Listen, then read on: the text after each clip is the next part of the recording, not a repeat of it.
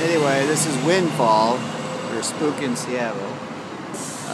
This is Veterans Day, 2012. Anyway, yeah, I'm a veteran. Yeah, I'm a veteran of World War I. You don't believe that? You don't know how old I am, do you? I'm 5,666 cycles old, not years, cycles. Remember that. I'm a member of an advanced race called Time Lords.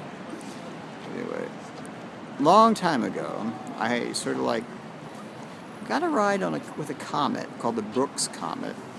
It was 1893, and what happened was I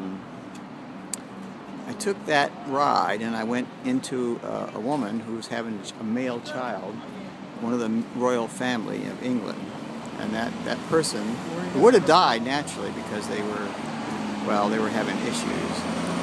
Well, they stayed alive, and I merged with them, and I became Edward VIII, basically. But anyway, not till later. I was Prince Edward. Anyway, then around I'd say 1908, it was decided that I should split off. So I split off. I became part of a woman named I can't remember her last name. She eventually became the wife of Edward VIII. And also I split off to become a very small child, where I was situated in Siberia. That's where the blast occurred.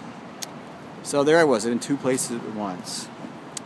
So anyway, then when the young woman, Miss Wallace, grew up, as she grew up, she had lots of influence because she was connected to Edward VIII.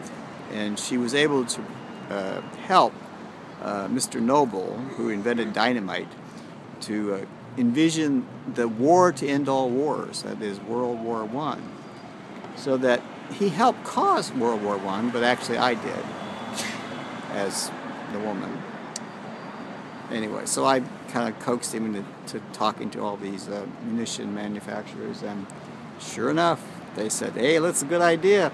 Let's start a war that's so violent that no one will ever want to fight again. It didn't work out that way, did it? Since we had World War II and so on and so on. Anyway, and then in about 1952, they had a great hydrogen bomb test called La Bomba, or maybe Tsar Bomba. Anyway, Stalin created that event. Well, anyway, that woke me up, and I became awake, and I was a little baby, circa 1952. I think actually it was 1947. But anyway, just the same, I was considered a mystery because they didn't know where I came from, and I had sort of a peculiar anatomy. So this woman who was a sleeper agent for the Soviets took me via the Bering Straits in Alaska, the base that they used for Lend-Lease, to the United States, eventually to Texas, to rendezvous with an Air Force sergeant named Frank Osborne, who had been involved with the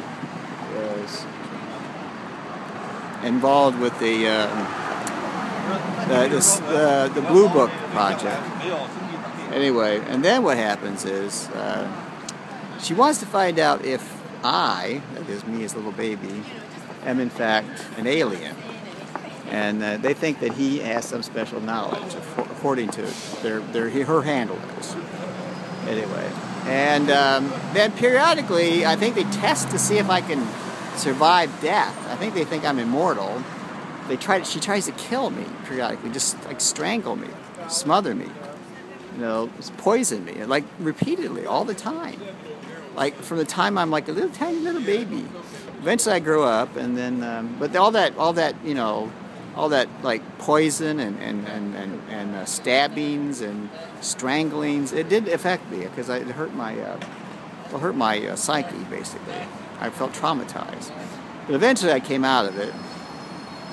So now I am me, and but anyway, so I did all these things. So you started World War I, yes. You created a ministry, a secret organization for what purpose? to modify the human race so they would survive.